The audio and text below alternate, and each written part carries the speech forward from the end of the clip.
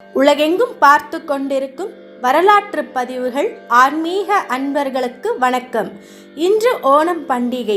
அனைவருக்கும் ஓணம் தின வாழ்த்துக்கள். ஓணம் பண்டிகையையும் அதன் சிறப்பையும் ஓணம் பண்டிகை கொண்டாடுவதற்கு உண்டான புராண வரலாறை பற்றியும் தெரிந்து கொள்வோம் வாருங்கள். கேரளாவில் இது இன்றளவும் கோலாகலமாக கொண்டாடப்பட்டு வருகிறது. ஓணம் கொண்டாடப்படும் அன்று மக்கள் தங்களது இல்லங்களில் கடவுளை வரவேற்கும் விதமாக வாசலை பூக்களால் அலங்கரித்து புத்தாடை அணிந்து கொண்டு கோவிலுக்கு சென்று வந்து இனிப்புகளை அண்டை வீட்டாருடன் பகிர்ந்து கொண்டு மிக சிறப்பாக கொண்டாடி மகிழ்வார்கள். இந்த ஓணம் பண்டிகை வெகு விமர்சையாக கொண்டாடுவதற்கு காரணம் ஒரு அரக்கன் என்றால் நம்ப முடிகிறதா? என்ன அரக்கனா என்கிறீர்கள்? ஆம், அரக்கன்தான். அவர்தான் மகாபலி சக்கரவர்த்தி. இவரின் கதை என்ன என்பதை பார்க்கலாம். புராணத்தில் பிரகலாதன் கதை என்ன என்பதை நாம் அறிவோம். பிரகலாதன் ஒரு அரக்க வம்சத்தில் பிறந்தவன் என்றாலும் விஷ்ணு மேல் பக்தி கொண்ட காரணத்தால் நரசிம்மரிடம் ஆசி பெற்றவர். இவரது பேரன்தான் மகாபலி சக்கரவர்த்தி. இவர் மிக சிறப்பாக நாட்டை ஆட்சி செய்து வந்தார். இருப்பினும் இவரது ஆட்சியில் தேவர்கள் ஒடுக்கப்பட்டனர். ஆகையால் தேவர்கள் பகவான் நாராயணனிடம் தங்களை மகாபலியிடமிருந்து காப்பாற்ற வேண்டி தவம் இருந்தனர். தேவர்களின் கோரிக்கையை ஏற்ற பகவான் வாமனனாக அவதரித்திருந்தார் என்று புராணங்கள் கூறுகின்றது. மகாபலியின் குரு சுக்ராச்சாரியார். ஒரு முறை குருவின் ஆசி பெற்று நாட்டில் ஒரு ராஜசூய யாகம் ஒன்றை நடத்தினார் மகாபலி. அந்த யாகம் நடக்கும் சமயத்தில் யார் எதை கேட்டாலும் தானம் கொடுக்கும் வழக்கம் இருந்தது. இதனால் நாட்டில் உள்ள மக்கள் தங்களுக்கு வேண்டியதை அரசனின் மூலம் தானமாக பெற்று சென்றனர்.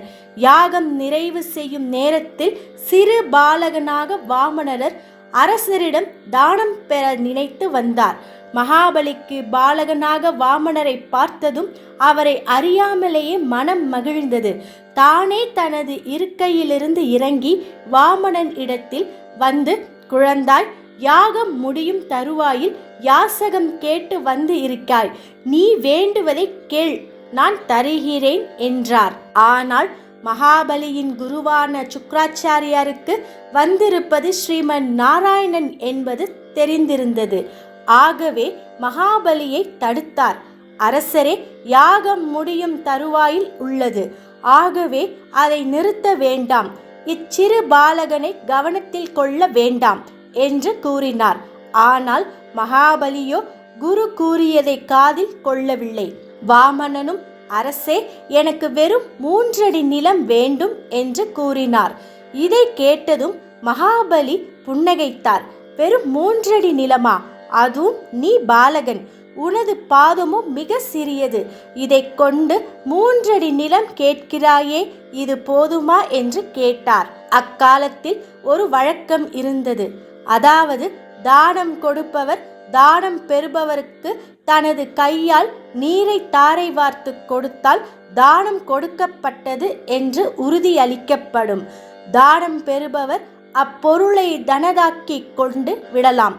இந்த வழக்கத்தின்படி வாமனன் கேட்ட 3 அடி நிலத்தை தாரை வார்த்து கொடுப்பதற்காக கமண்டலத்தில் உள்ள நீரை மகாபலி கொடுக்க போனார். அப்பொழுது சுக்ராச்சாரியார் தனது கண்ணை ஒரு வண்டாக்கி கமண்டலத்தில் வாயிலை அடைத்து விட்டாராம். இதனால் நீர் கமண்டலத்தை விட்டு வெளியே வரவில்லை.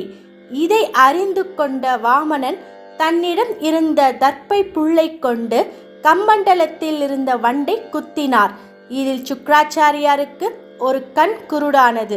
தன் தவறை உணர்ந்து கொண்ட குரு சுக்ராச்சாரியார் அமைதியானார். பிறகு கமண்டலத்தில் இருந்த நீரை கொண்டு வாமனன் கேட்ட 3 அடி நிலத்தை தாரை வார்த்து விட்டார் மகாபலி.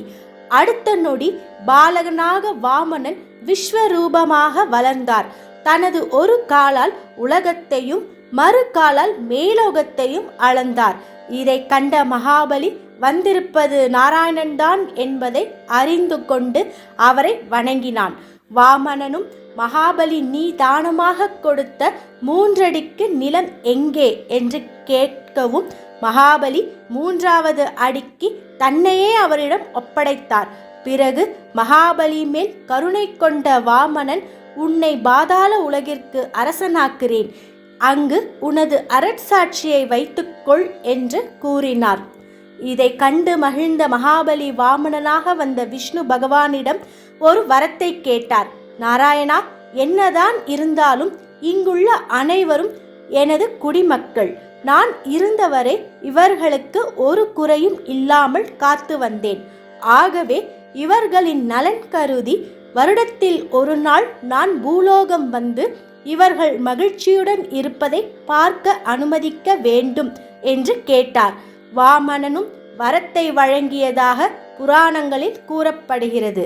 அதன்படி பாதாள உலகை ஆட்சி செய்து வரும் மகாபலி அரசன் ஓணம் அன்று பூலோகத்திற்கு வந்து மக்களின் நலனை பார்த்து செல்வதாக ஐதீகம்.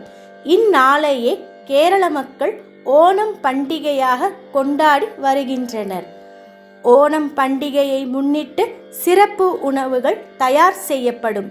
கானம் விற்றாவது ஓணம் உண் என்ற பழமொழி ஓண சாத்யா என்ற உணவின் சிறப்பை கூறுகிறது.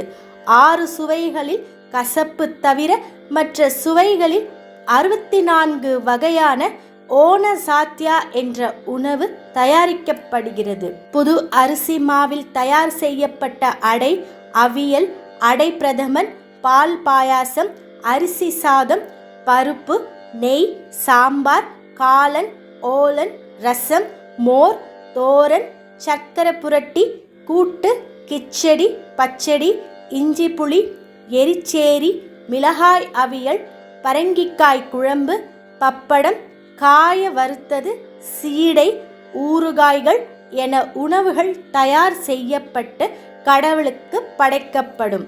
ஓணம் ஸ்பெஷல் அத்தப்பூ கோலம். ஓணம் பண்டிகையின் சிறப்பு அம்சம் மகாபலி மன்னனை வரவேற்கும் விதமாக கேரளாவின் ஒவ்வொரு வீட்டு வாசலில் போடப்படும் அத்தப்பூ என்ற பூக்கோலம் ஆகும். முதல் நாள் ஒரே வகையான பூக்கள், 2ஆம் நாள் 2, 3ஆம் நாள் 3 என தொடர்ந்து 10ஆம் நாள் 10 வகையான பூக்களால் அழகு செய்வர். கேரளாவில் ஆவணி மாதம் பூக்கள் பூத்து குலுங்கும் மாதமாகும். அதனால் இக்காலத்தில் வரும் ஓண திருநாளையும் மக்கள் பூக்களின் திருவிழாவாக கொண்டாடுவர். புத்தாடை. கசவு எனப்படும் தூய வெண்ணிற ஆடையை பெண்கள் அணிந்தும் பாடல்கள் பாடியும் மகிழ்வார்கள். 10 நாட்களாக நடைபெறும் திருவிழாவில் பல விதமான போட்டிகள் வைத்து பரிசுகள் வழங்கப்படும். முக்கியமாக களரி, படகு போட்டிகள், பாரம்பரிய நடன போட்டிகள் போன்றவைகள் நடைபெறும். திருவிழா 10 நாட்கள் நீடிக்கும். முதல் நாள் அத்தம் என்றும் மற்றவை சித்திரை, சோதி, விசாகம், அனிசம், திருக்கேடா, மூலம், பூராடம், உத்ராடம் மற்றும் திருவோணம் என்றும் வரிசையாக முத்திரை குத்தப்பட்டு திருவோணம் மிக முக்கியமானது. என்ன நேயர்களே, ஓணம் பற்றிய சிறப்பை அறிந்து கொண்டிருப்பீர்கள், தெரிந்து கொண்டிருப்பீர்கள். மீண்டும் மற்றும் ஒரு நிகழ்ச்சியில் சந்திக்கின்றேன். வணக்கத்துடன் ராகினி எழிலரசன்.